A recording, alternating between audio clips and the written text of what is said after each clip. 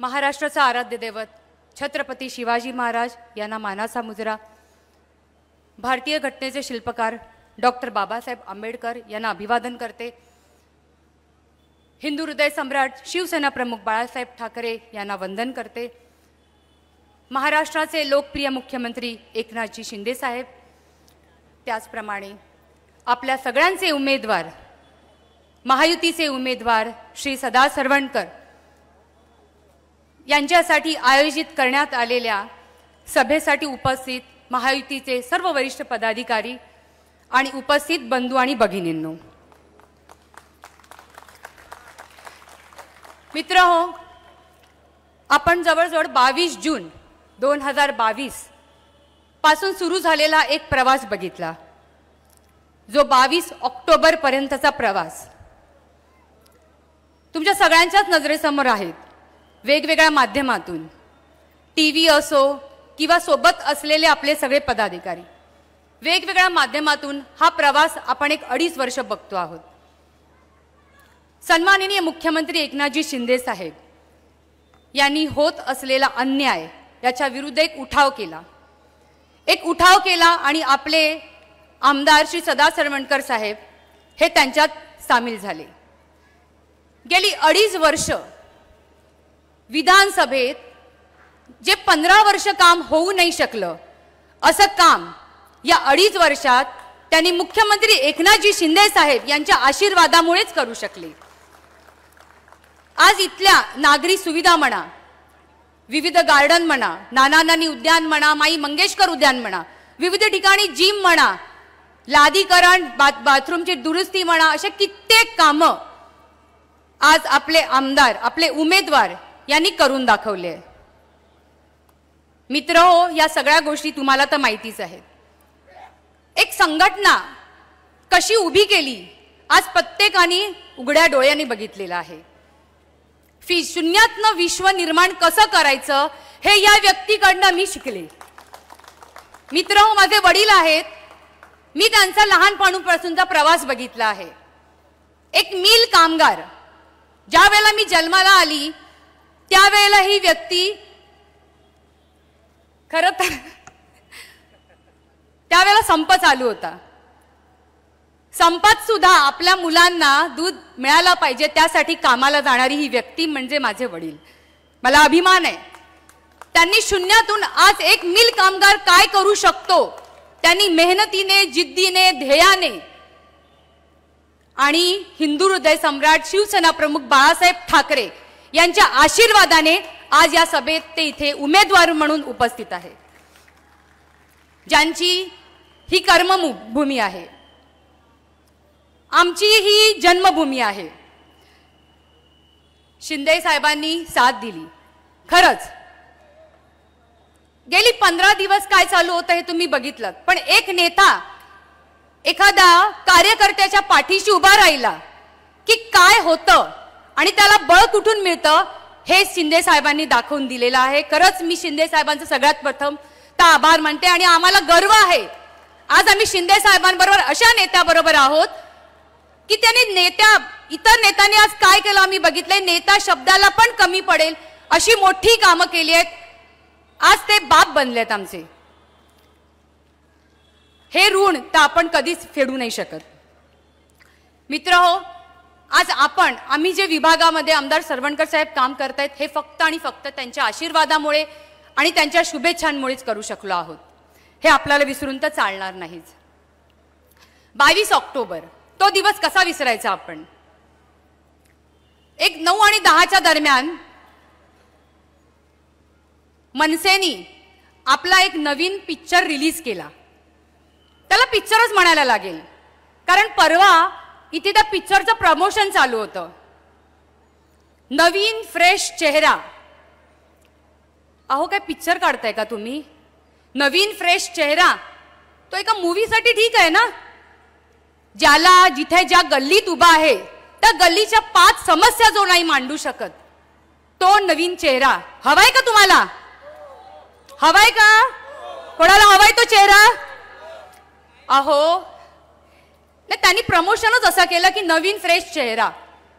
एक नेता म्हटलं तर त्याला कर्तृत्व हवं, वक्तृत्व हवं, नेतृत्व हवं. काय कर्तृत्व? माझा प्रश्न आहे, आडनाव हे कर्तृत्व असू शकतं का? साहेब काहीतरी पदावर आहेत, काय हो त्यांचं कर्तृत्व त्यांनी सिद्ध केलं? काय केलंय का? कधी दिसलं का? फक्त हात हवारे केले म्हणजे आमदार नाही होता दादा होता येत? करणार का त्यांना आमदार? देणार का त्यांना साथ? एक युवराज त्यांनी दाखवून दिलाय वरळीमध्ये. एका युवराजाला निवडून देऊन लोक पछतावतायत. कामगार नगरमध्ये लोक घराच्या बाहेर पडली होती. हे युवराज त्यावेळेला सांगत होते तुम्ही जाऊ नका, दुर्लक्षित करा. आज आपले मुख्यमंत्री एकनाथजी शिंदे साहेब तिथे आले, त्या लोकांना त्यांनी राहण्याची व्यवस्था केली. या युवराजांनी काय केलं? कुठल्या तोंडाने येतील कामगार नगरमध्ये आज मत मागायला? कुठल्या तोंडाने येतील? एक युवराजाला मत देऊन लोक 5 वर्ष पछतावतायत. या राजपुत्राला तुम्ही मत देणार का? देणार का कोणी मत? अहो लोकांना राजपुत्र नकोय, राज्य करणारा राजा नकोय. लोकांना सेवक हवाय. सेवक कोण आहे? सेवक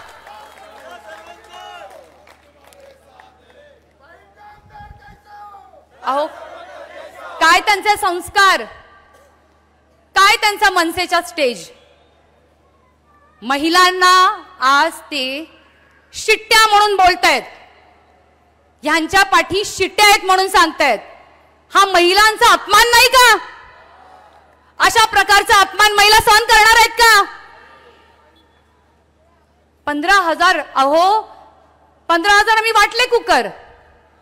पण हे फक्त आत्ताच नाही, दर दिवाळीला आम्ही 25,000 पंट्या सुद्धा वाटतो. लोकांना उठणी वाटतो. प्रत्येक वर्षी हळदी कुंकू करतो तेव्हा आम्ही 10,000 15,000 वस्तू वाटतो. तुमच्यासारखं फक्त इलेक्शन पुरतं नाही हो आम्ही येत. अहो कोरोनाच्या वेळेला 2019 ते कसं मी विसरेन. 2019 साली माझी आई गेली. जुलैची गोष्ट ती, आणि लगेच नोव्हेंबरमध्ये कोरोना आला. समाधान इकडे नगरसेवक होता. त्यांनी आमच्या मनात एक होतं दुःख की जे आम्ही नाही बोलू शकत होतो. पण समाधानने ते आम्हाला वाटायचं आमचा भाऊ कसा बाहेर पाठवायचा. पण तरी त्यांनी कसलीही पर्वा न करता तो मुलगा बाहेर जात होता. आणि आम्हाला सुद्धा माहित होतं की नातं हे नात्यापुरतं असो, पण कर्तृत्व हे सगळ्यात पहिलं. तुझं नेतृत्व आज तुझ्याकडे. प्रभादेवीची जबाबदारी आहे. पप्पांनी पण कधी त्याला रोखलं नाही. म्हणायचं तुझं काम आहे कर. आज आम्ही फक्त माझी आई आणि बहीण इतक्या पुरतं नाही हो. तुमची आई येते प्रचार करते, तुम्ही सांगतायत माझी बायको माझा प्रचार करते, माझी आत्या माझा प्रचार करते. या आमच्या रडरागिणी, हे आमचं कुटुंब जे आम्ही पाळलंय, जे आम्ही ठेवलंय, सांभाळलंय, आज ते सरवडकर साहेबांचा प्रचार करतायत. मी छाती ठोकून सांगते, आमच्या महिलांना तुम्ही बोलताय शिटी. अहो लाज वाटायला पाहिजे, लाज. काय बोलताय? हा तो पळकुट्या, हा व्हिडिओ बघितलाय ना त्याचा, ज्याला जो कॉर्पोरेशनला नाही जिंकला, विधानसभेला सुद्धा तो उभा होता, आता वरळीला गेला, त्याला लात घालून त्यांच्याच नेत्यांनी वरळीला झाडलं. तो आज आम्हाला बोलतोय पांडेजी. अरे विचार तरी कर ना, तू नगरसेवक म्हणून जिंकून आलास ना, तू आमदार म्हणून गेला विधानसभेत जिंकून आलास. या महिलाच आणि या माझ्या भगिनी या मनसेची चिठ्ठी वाजवणार की नाही? या मनसेला दाखवून देणार की नाही तुम्ही? काय आहे तुम्हाला शिटी बोलतो? अरे लाज वाटायला पाहिजे, लाज. हा तर एक. दुसरा तो उभाटावाला, काय गळा काढून बोलतात हो. हा माईक आला समोर, काँग्रेसमध्ये गेलो, मान खाली घालून गेलो. हा ऐकलेत ना व्हिडिओ? हा मान खाली घालून, माझा व्हिडिओ बघा, मान खाली घालून. अरे आता तुझ्या उद्धव ठाकरे पण त्या काँग्रेस बरोबरच आहेत ना, आता ती मान कापून टाक. सांगते आता कुठे घेऊन जाशील ती मान?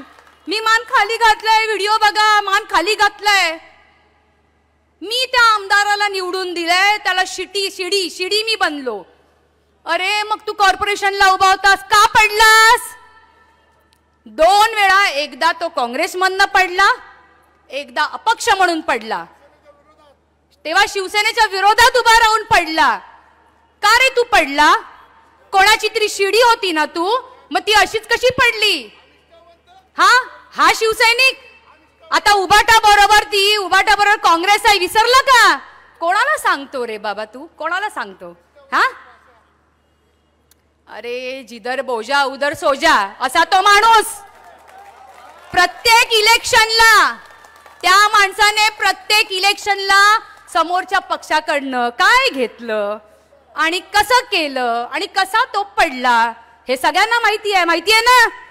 तू कोणाला प्रामाणिक सांगतोस आणि शिवसैनिक बोलून घेतोस? अरे लाज वाटायला पाहिजे तुला, लाज. तुझा वाकडी चाळ, ते तुझा दादरच्या घरापर्यंतचा प्रवास का आम्हाला माहिती नाही का? म्हणे मी नोकरी सोडली, असं झालं तसं झालं, माझं घर. कसं रे चालतंय तुझं घर? कसं चालतंय? एवढे बॅनर लागतात, एवढा काय करतो, कुठून रे करतो तू? हफ्तेखोर आम्हाला सांगतोस. आज माथाडी कामगाराच्या घामाच्या पैशावर तू स्वप्न रंगवतोयस आणि आम्हाला सांगतोस? काय तू बोलतोस रे? जरा जरा विचारा का आम्हाला काय तोंडा नाहीयेत? हा निष्ठावंत मला सांगतोय. एवढं लक्षात ठेव बाबा, 2 वेळा तुला या प्रभादी विकारांनी पाडलंय. तिसऱ्यांदा तुझ्या पराभवाची हॅट्रिक सुद्धा माहीनकरच करणार आहेत, हे तू विसरू नकोस. करणार की नाही? त्याची हॅट्रिक पराभवाची व्हायलाच पाहिजे. शेर चले बाजार, कुत्ते भोके हजार. त्याच्यातला एक माणूस आपण विसरू शकत नाही, जो सरवणकर उभा राहिला की भोंकायला उभ्या राहतात, त्या आमच्या दादरच्या काकूबाई. नाव घ्यायची गरज आहे का? आमचे गुडघे दुखतात, आमचं असं होतं, पण सरवणकरांच्या विरुद्ध उभं राहायचं असेल, ही आली मस्त पैकी मालिश बिलिश करून, गुडघ्याला नी कॅप बिकॅप घालून. अरे वा वा वा, सरवणकर साहेबांकडे काहीतरी जादू आहे की तिला आपोआप उभं करतात. दुसऱ्यांची प्रॉपर्टी मोजतात ताई. अहो तुमचा तो समुद्र किनारा बंगला आहे, तो आम्हाला माहिती आहे. कोणाला सांगताय तुम्ही? त्या व्यक्तीला मी कधी विसरू शकत नाही, कारण माझा अर्धा प्रचार त्या बाईनेच केलेला आहे. तिने माझ्या जी ताकद आली आहे ना, आज त्या बाईमुळे आली आहे की प्रिया तू लढ, हिला सोडायचं नाही, प्रिया तू लढ. कारण ती व्यक्ती आहे ना मला चार्ज करते. अरे एक भाषण मला दाखवा, तिचे एक भाषण ज्यात म्हणजे सरवणकरांना आपल्या मुलाचं किंवा मुलीचं राजकीय भविष्य काय याचं कधी त्यांना टेन्शन नाही, पण तिला टेन्शन. ही नगरसेविका अरे तू काय सांगतेस? आज माझ्या रक्तात पण सदा सरवणकराचं रक्त आहे. मला गरज नाही कोणाची. आमच्याकडे कर्तृत्व आहे, आम्ही नेतृत्व आमचं सिद्ध करू. आम्हाला भिका मागायची गरज नाही. अरे मी जेव्हा गुवाहाटीला गेले होते साहेबांसोबत, मी होते तिकडे, एवढ्या वर्षात कधी बोलले नाही, पण मी बोलते. तेव्हा त्यांच्या म्हणजे आता सुद्धा त्या विभाग प्रमुख आहेत, आता उमेदवार आहेत, त्यांनी मला फोन केला, प्रिया साहेबांना सांग आपले घरचे रिलेशन आहेत, आपलं असं आहे, आपलं तसं आहे, तू ये. साहेबांना आमदारकी तर मिळणारच आहे, समाधान तर नगरसेवक आहे, तुझी पण उमेदवारी आम्ही करतो. मी आधी तर साहेबांशी बोलले. म्हटलं ताई असे सौदे आम्ही कधी केले नाहीत आणि आयुष्यात कधी करणार नाही, गरज नाही. आम्ही आमचं जे आहे ना ते आम्ही आमच्या कर्तृत्वावर घेऊ, तुझी अशा भिकाची आम्हाला गरज नाही. आज तसाच प्रयत्न मनसेनी सुद्धा केला. आज सांगताय का तुम्ही की आम्ही कधी मनसेनी काही प्रस्ताव केला नाही, हे खोटं सांगतात? हो मग शेवटच्या दिवसापर्यंत आजपर्यंत बोलायचं का नाही बोललात? आजपर्यंत का नाही बोललात की हे सगळं खोटं नाटक चाललं, आम्हाला राहू द्या सरवणकर उभे? अरे घाबरलेली माणसं काय सांगतायत. म्हणे आमच्या काकूबाई सुद्धा त्यांचं सुद्धा वाक्य गळा काढून काढून सगळीकडे बोलतायत. आमच्या इथे 3 उमेदवार होते, ज्याची 3 जण इच्छुक होते. त्याच्यामध्ये मला सांगितलं होतं की तू उभी राहा, पण मी माझ्या वैयक्तिक कारणामुळे मी तिथे उभी नाही राहिली, मी ती उमेदवारी महेशला दिली. हो का? अरे वाघाच्या समोर उभं राहायला पण वाघाचं काहीच लागतं रे. त्या सरवणकरांनी दाखवून दिलंय, नावाला घाबरले नाहीत. तू डरपोक, तू तर मांजर मांजर. मी तर मांजर काकूबाई नाही, मांजर. प्रत्येक धर्मातल्या लोकांना स्वतःच्या तीर्थक्षेत्राबद्दल, स्वतःच्या देवळाबद्दल एक आदर असतो. प्रत्येक मुस्लिम असो, हिंदू असो, ख्रिश्चन असो, एक भावना असतात. आपण कोपऱ्यावरचं जर एखादं देऊळ बघितलं ना, तर तिथे सुद्धा मार्बल पाहिजे साहेब, आम्हाला साहेब आम्हाला ग्रिल लावून द्या. आपण ते लोक सुद्धा मागत असतात आणि त्या गोष्टी होत असतात. आमच्या सिद्धिविनायक मंदिरासाठी जेव्हा साहेबांनी 550 करोड आणले, हिच्या पोटात 550 गोळे आले. का ग? ही तुझी श्रद्धा देवावरची, हे तुझी भक्ती. म्हणे काय इकडे काय करणार आहे, एवढूसा गाभाराव त्याला असं सजवणार, काय करणार, 550 करोड काय करणार, काय करणार. बघितलं नाहीत का, तुझे डोळे फुटले होते का? हा, ते सिद्धिविनायक मंदिरामध्ये सगळं दाखवलं काय आहे. आणि मी हिंदू हिंदू आणि देऊळ आमचं जेव्हा मोठं होत आहे, तिथे वेगवेगळ्या सुविधा होणार आहेत, तिथल्या आलेल्या लोकांसाठी वेगवेगळ्या पार्किंगची व्यवस्था होणार आहे, एवढ्या मोठ्या सुविधा होणार आणि तू त्याचा विरोध करते. तुला लाज वाटायला पाहिजे. हा सिद्धिविनायक तिचा हिशोब करेल. हा सिद्धिविनायकच तिचा हिशोब एक दिवस करेल आणि तिला जागेवर बसवेल. मला मोरया सरवणकर सगळ्यांची नावं घेते. अहो सरवणकर साहेबांबद्दल सांगायचं ना, मला एक लक्षात आहे, लहानपणीचा किस्सा आहे. मी 10 वर्षाची होती ज्या वेळेला साहेब पहिल्यांदा नगरसेवक झाले. आम्हाला आमचे वडील प्रत्येक वेळेला वाटायचं लवकर लवकर, पण कधी ते लवकर यायचे नाही. कित्येकदा अशा गोष्टी झाल्या आहेत की साहेब आम्हाला सांगायचे की आपण 8 वाजता जेवायला जाऊया आणि 11 वाजता यायचेच नाहीत वाजेपर्यंत, कामं असायची. ज्याला नगरसेवक झाले त्यानंतर काही वर्षांनी साई सुंदर नगर, म्हणजे जे तेव्हा नेहरू नगर होतं, त्याचा तिकडे झोपडपट्टी पुनर्विकास योजनेअंतर्गत तिथे काम चालू झालं. उठसूट साहेबांचं असायचं, कुठे आहेत पप्पा? नेहरू नगर. कुठे आहेत पप्पा? नेहरू नगर. मी एक दिवशी लहान होती, एवढं काही कळत नव्हतं राजकारणाचं आम्हाला, पण माझी आई साधी, तसे आम्ही पण फक्त कुटुंब असं. त्यावेळेला एकदा पप्पाने मी वैतागून बोलली, काय पप्पा सारखं सारखं तुमचं हे, तुम्ही तिकडेच राहता, साई सुंदर नगर, काय तुम्हाला आमची काय पडलेलीच नाही आहे, असं अशी लहानपणी आपली बोलले. आमच्यावर झालेले संस्कार सांगते तुम्हाला. त्यावेळेला माझे वडील मला हे बोलले की प्रिया, स्वतःचं घर तर चिमणी पाखरं सुद्धा बांधतात, दुसऱ्याच्या घरासाठी काहीतरी कर, तर तू आज माणूस म्हणून तू लायक ठरशील. आणि त्याप्रमाणे जिथे तिथे साहेबांना मिळालं, साहेबांनी फक्त स्वतःचं घर नाही, स्वतःच्या सोबत सगळ्यांची घरं बांधून दिली. अगं तू काल सांगत होतीस की चाव्या देतो, अग्रीमेंट नाही. अगं रस्त्यावरच्या माणसाला चाव्या जरी दिल्या ना, त्याला छत हवं असतं, तू ते तरी दिलंस का? काय सांगतेस? सरवणकर साहेबांनी सुरुवातीपासून स्वतः सोबत असलेल्या मुलाचं घर कसं चालेल हा विचार करूनच ते पुढे गेलेले आहेत. आज त्यांच्यासोबतची बघा, मी नावं नाही घेणार, काल त्या खूप छान छान नावं घेऊन बोलत होत्या, पण मी तुम्हाला बोलली तर तुम्हाला कळणार. सोबत असलेला झेंडे लावणारा मुलगा सुद्धा गावामध्ये बंगला बांधतो ना, आहे ना शाखा प्रमुख एक. दुसरा शाखा प्रमुख वडे विकणारा आज हॉटेलचा मालक आहे ना. आम्हाला दुःख नाही, आम्ही छाती ठोकून गर्वाने सांगतो आमच्या सोबतचे मुलं अशी राहतात म्हणून. अरे मेहनत करतात.